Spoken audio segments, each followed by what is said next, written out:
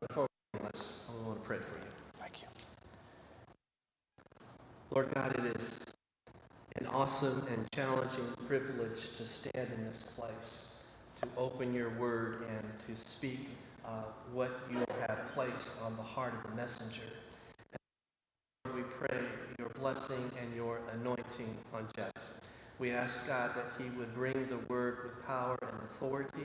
We ask that you would give him a peace and a calm and also a courage to be able to speak bold words to us today that will both challenge us as well as bring healing. We ask, Lord, that our hearts would be open, that we would be ready to receive what you have for us, and that, Lord, we will be very careful to weigh it very, very carefully and to receive it, Lord, as a word that comes from you. So, Lord, bless the messenger and also those of us that receive it this day. In Christ's name, amen. Amen. Thank you, Jeff. I do appreciate the opportunity to be here this morning. Am I off?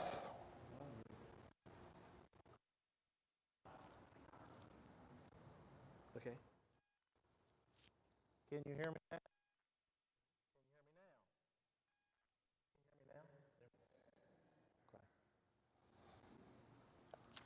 I was going to do a commercial there, but I decided not to. Before we get started, I want to encourage your pastor a little bit, and I want to tell you a little bit about how Jeff has encouraged me over the last 10 years.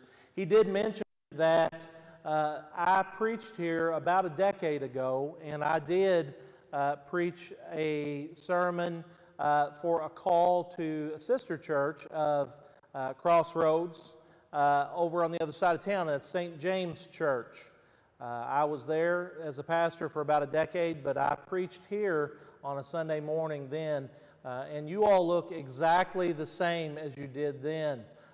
I'm sure that I have not aged either. So, anyway, before I would like to take just another moment and pray and ask God to lead us. Father, you are good and you are faithful, and you are kind and loving to us, and you desire that we know you, and you through your word.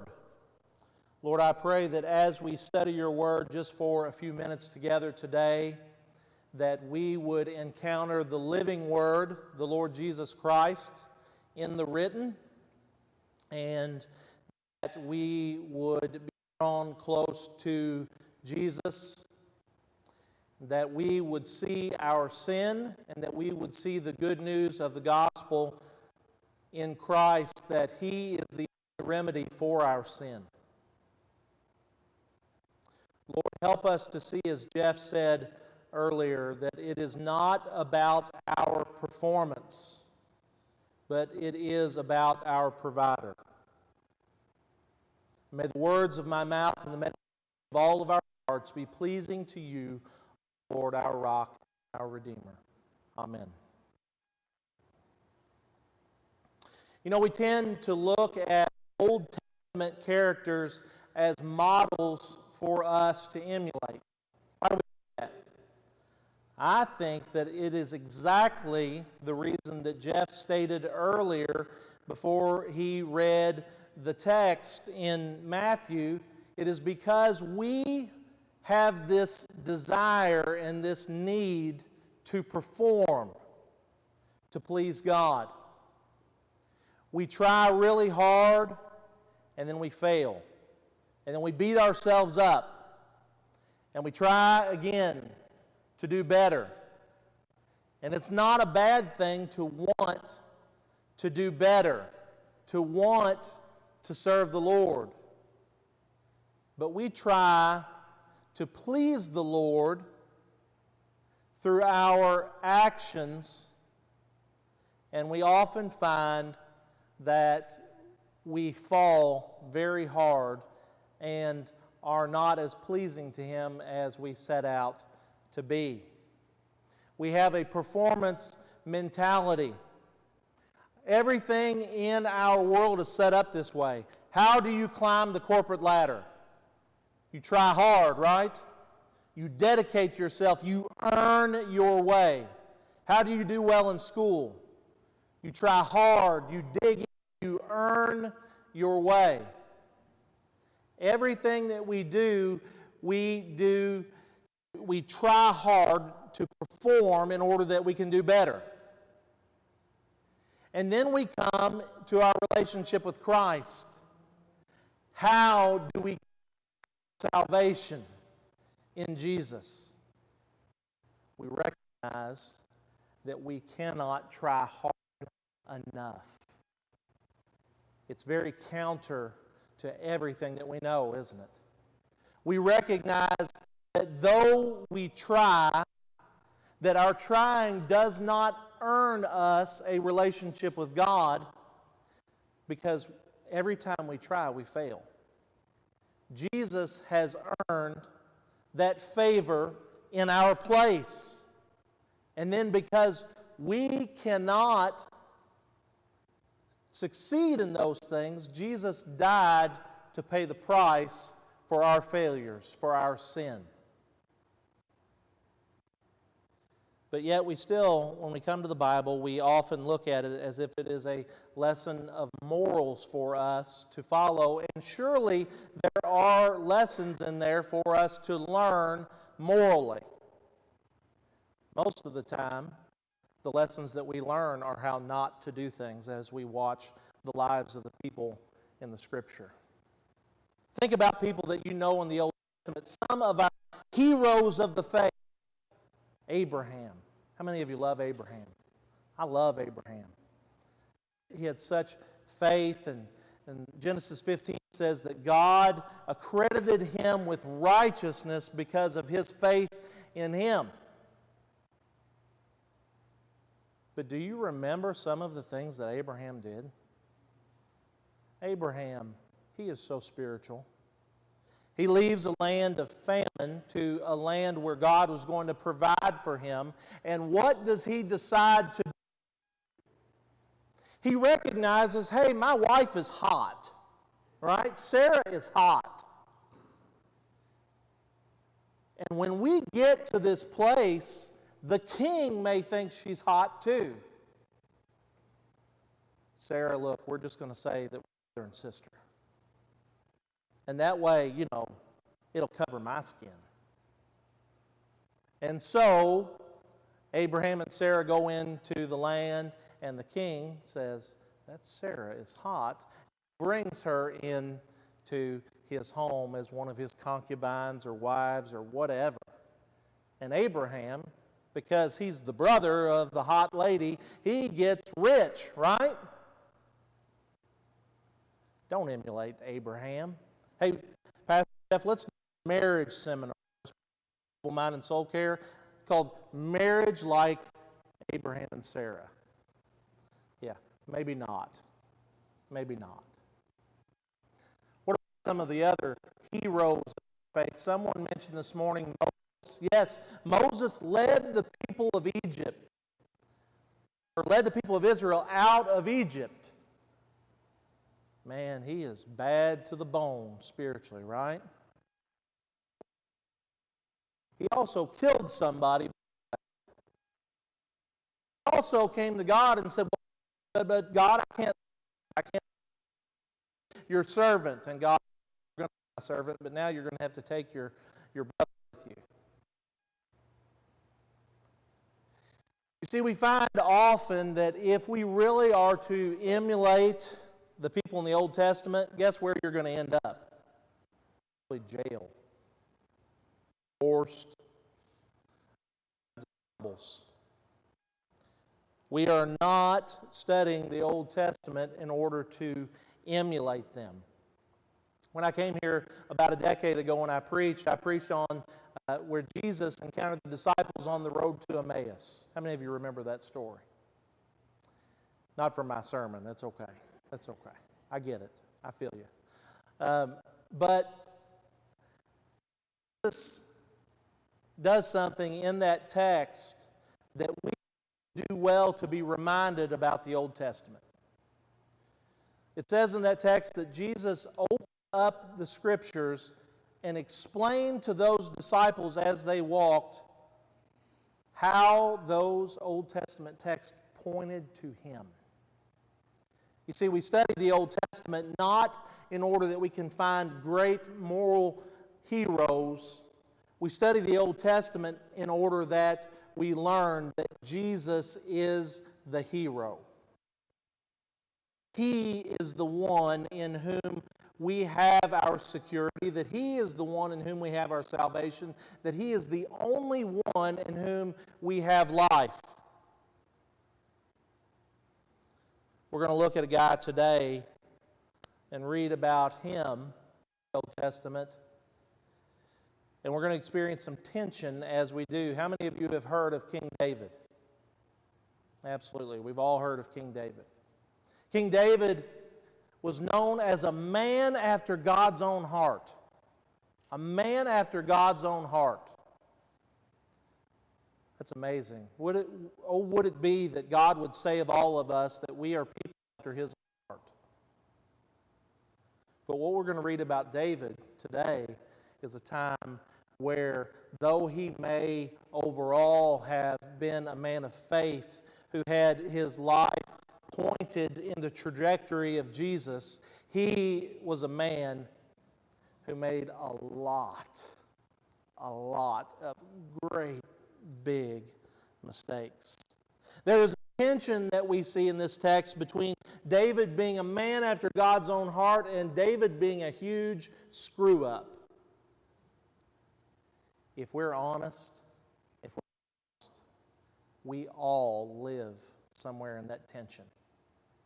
Now, it's easy for us not to live in that tension when we look at other folks and we say, Lord, thank you, like the Pharisees, Lord, thank you that I'm not like them. But if we're honest and we look at where we are in life, where God has placed us, and the mistakes that we have made, we live in the midst of this tension. In 2 Samuel chapter 11,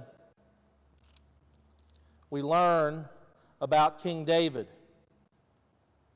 1 Samuel 11 says, in the spring of the year, when kings normally go to war, David sent Joab and the Israelite army to fight the Ammonites. They destroyed the Ammonite army and they laid siege to the city of Rabbah. However, David stayed behind in Jerusalem.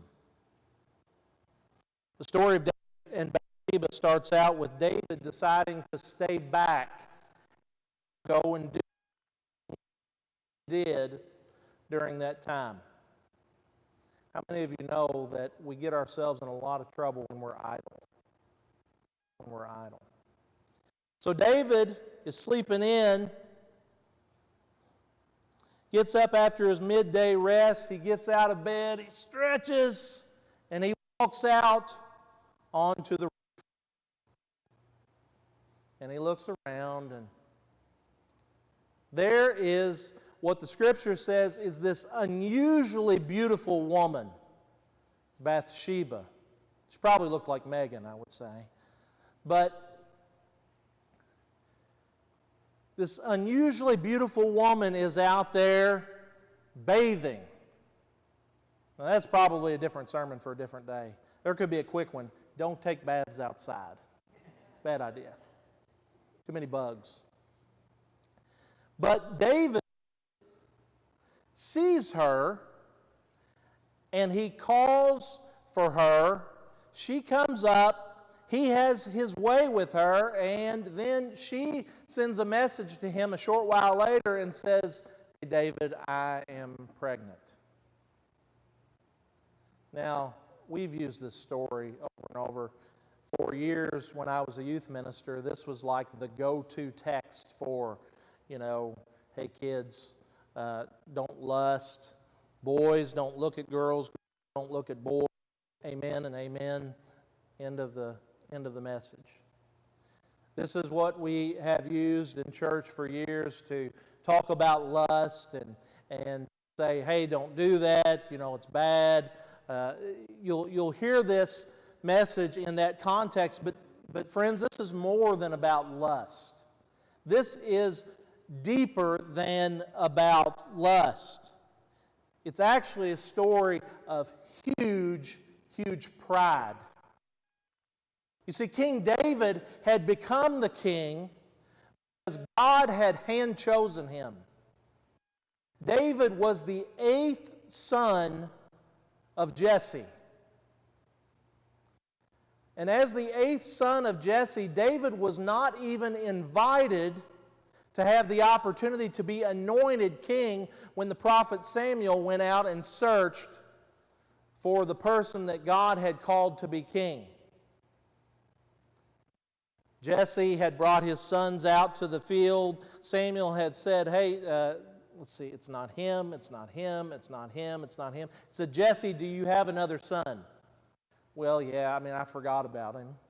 He is wee little David out there in the fields. He's tending to the sheep. And the prophet Samuel says, bring him. Bring him. So wee little David comes, and God tells the prophet, that's the one. That's the king. The least likely to be the king was to be the king. And so this least likely to be the king, who was then the king, had to go through some pretty hard times with a guy named King Saul first. But yet again, God brings him through all of those difficult times and puts him in the place that he is in as the leader of the nation of Israel. How many of you remember the story of David and Goliath? That's a great common story we know from Sunday school. David slays the giant with a slingshot and a little stone, and this giant, who's about 8 foot tall, gets hit right in the between the eyes and falls when nobody else could whip him.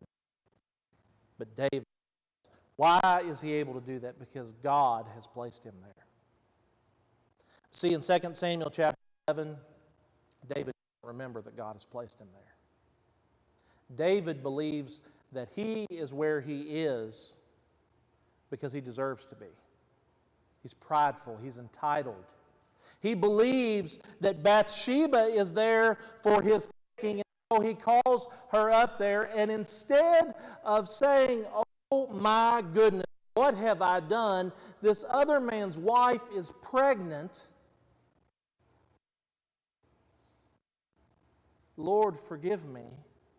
David says, oh bother, I guess I better do something about this. And he sends out to his general to call Uriah the Hittite, who is the husband of Bathsheba, says, bring him back here. We'll send him to the house. He'll relax. He'll enjoy some time with his wife, and everybody will think it's his baby, and that'll be good. He brings Uriah back. Uriah says, King David, how could I go to my house and spend time with my wife and relax? My brother soldiers are out there fighting for you, David, and for our country and for our God. David's got a problem. Now, David stop and say, oh Lord, forgive me. I've really made a mistake. He digs more in a sin. He brings Uriah back again after Uriah sleeps at the palace overnight with some of the other soldiers in the infantry there. And he brings him back and he says, all right, I'm going to get him liquored up. And then surely if he gets liquored up, he'll go home with his wife. Bring out the Fireball whiskey. Right? And so he gets the Fireball. And Uriah says, absolutely, Fireball it is. Now, Uriah, go home with your wife. No, King, I'm not going to go home with my wife when my brothers are out there on the line for you and for God. And so, David again has another opportunity to repent, and he doesn't. He doesn't stop and say, what have I done? What have I done? He digs in more in his sin. And he says, all right, general, you take Uriah, you go and lay siege against this walled city. You put Uriah right out front with some other soldiers, and you make sure that at just the right time you pull everybody else back so that they die.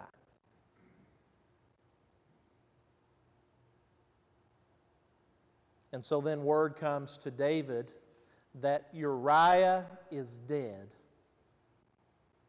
And not only is Uriah dead, I want you to look at how sin has a snowball effect. Other soldiers who are completely unrelated to the situation all died because of this advance just to cover King David's tail. Word comes to King David that Uriah is dead. These other soldiers are dead. Other wives, husbands, and fathers. Does David repent? No. Phew. That's taken care of. And after mourning, he brings Bathsheba and he marries her. And she gives birth to a son. And the last verse of chapter 11 says, but the Lord was displeased with what David had done. I would imagine. And then we come to 2 Samuel chapter 12, which is the text that we're going to look briefly at this morning. And it says this, it says, so the Lord sent Nathan the prophet to tell David this story. So David is not listening to God. But David is a man after God's own heart, but David has fallen off track here, hasn't he? We do that as Christians sometimes, don't we? We don't follow after God, and then it gets easier to not follow after God, and the next thing we know, we are back in a mess. See, that's where David finds himself this morning. And so because of God's great love for David, he sends this prophet Nathan to tell this story, and I want you to listen to this story. So there were two men in a certain town. One was rich and one was poor. The rich man owned a great many sheep and cattle. And the poor man owned nothing but one little lamb that he had bought. He raised that little lamb, and it grew up with his children. It ate from the man's own plate, and it drank from his cup. It was kind of like my dogs at home. Do you all have dogs at home? Little schnauzers. That's what they sleep next to my head at night. This guy was snuggling with a farm animal. He cuddled it in his arms like a baby daughter. One day a guest arrived at the home of the rich man, but instead of killing an animal from his own flock or herd, he took the poor man's lamb and he killed it, and he prepared it for the other guy's house and got the lamb, the only thing that he had, and killed it and prepared it for his guest. I want you to look at David's response to this. Now, mind you, David had not up until this point given a care in the world what he had done to Uriah, to Bathsheba, to their families, to the other families, to the nation of Israel. His sin had blinded him so much, as sin does. And look what David says about this situation with the little lamb. David was furious. As surely as the Lord lives, he vowed, any man who would do such a thing deserves to die. Deserves to die. He must repay 4 lambs to the poor man for the one he stole and for having no pity. And then look what Nathan says to David. You are that man. You are that man. David, I anointed you king of Israel, and I saved you from the power of Saul. I gave you your master's house and his wives, the kingdoms of Israel and Judah, and if that had not been enough, I would have given you much, much more. Why then have you despised the word of the Lord and done this horrible deed? For you have murdered Uriah the Hittite with the sword of the Ammonites, and you have stolen his wife. And from this time on, your family will live by the sword, because you have despised me by taking Uriah's wife to be your own. This is what the Lord says: because of what you have done, I will cause your own household to rebel against you. I will give your wives to another man before your very eyes, and he will be with them in public view. You did what you did secretly, but I will make this happen to you openly in the sight of all of Israel.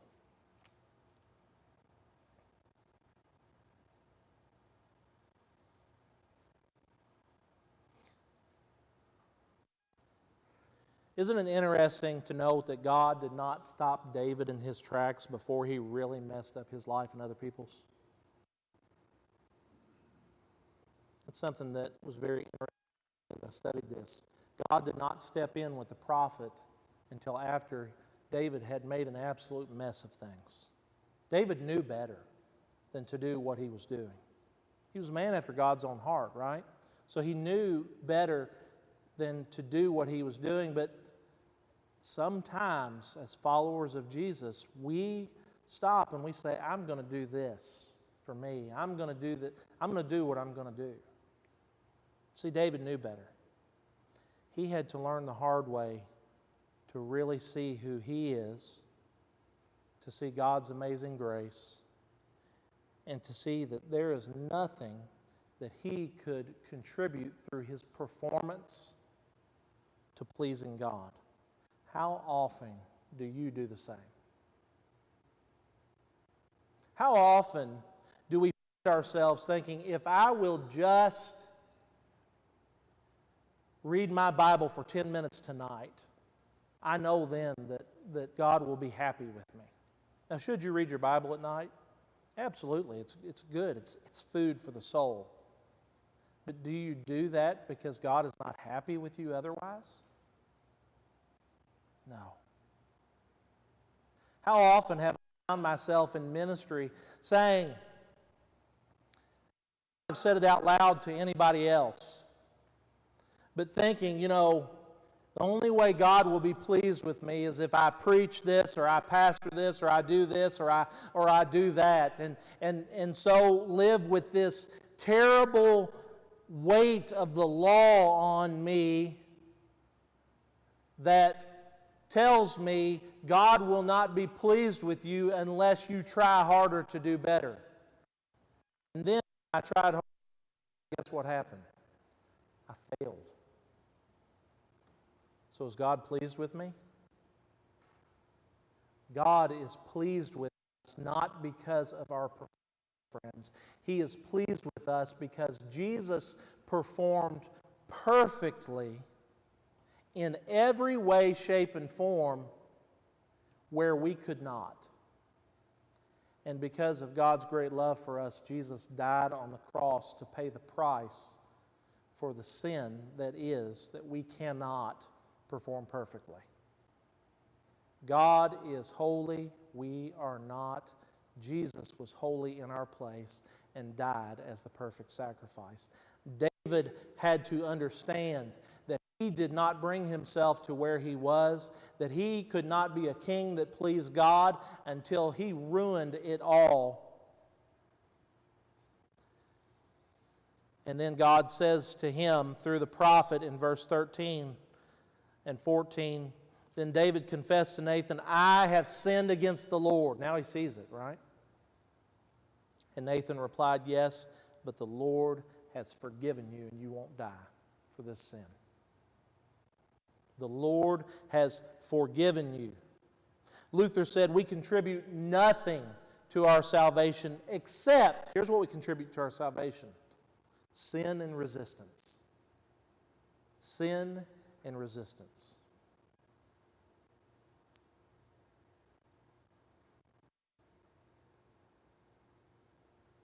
How often do we find ourselves going down a spiral and beating ourselves up?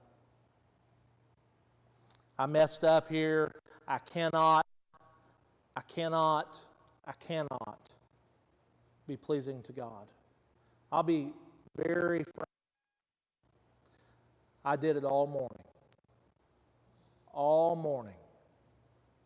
Went through a rough divorce a year ago, and the enemy whispered in my ear all morning, God can't use you. God can't use you. God can't use you. You see, Jesus is not pleased with me because I'm a perfect person, because if that was the case, I'm pretty sure He would have sent me to hell already. He is pleased because Jesus pleased Him in my place. And He is good. And He is good. That is the good news of the gospel, friends, is that no matter what you have done, it is not too bad.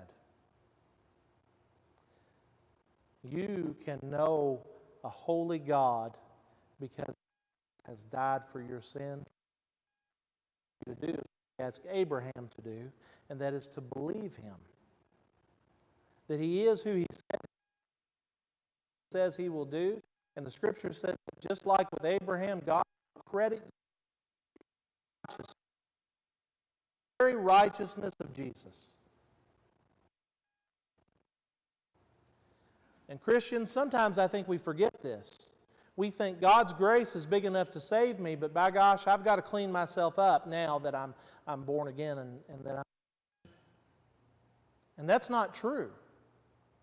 It is the same grace of God that saved us that then sanctifies us. David made a huge mistake, but he did not continue in that mistake. And the reason that he did not continue in that mistake is not because he pulled himself up by his bootstraps. It is because God crushed him with the law and then showed him and gave the balm of the gospel to change him from the inside out so that he could then get up and go on with life and even live with himself. And that is what God does for us in Christ. And because of that,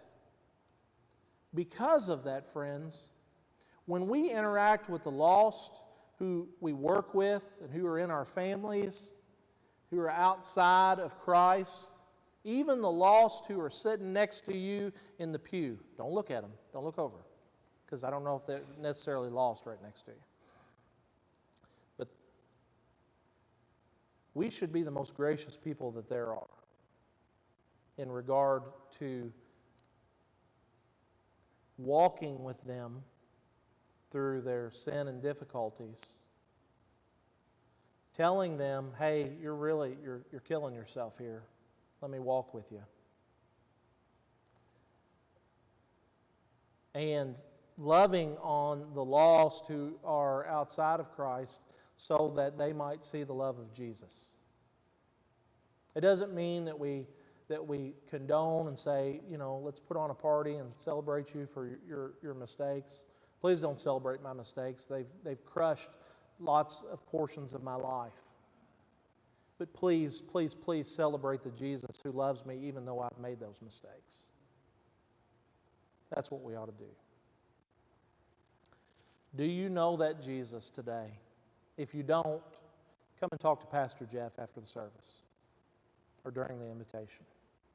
Or talk to somebody who invited you today or somebody that you know is a believer. Talk to him about what the Bible says about knowing Christ. And if you do, and you might find yourself living in the kind of pride that caused David to think that everybody was at his disposal, run to the cross and say, I'm that man, God. Forgive me. Forgive me. He is faithful and He is just. And even though, just like with David, the consequences of his decision still lived on, the baby died, his kids ran amok. He lived consequences of his decision making. He did. But he had the grace of God that saved his soul from eternal damnation and gave him a peace to live a different way from there on out. to live in real repentance.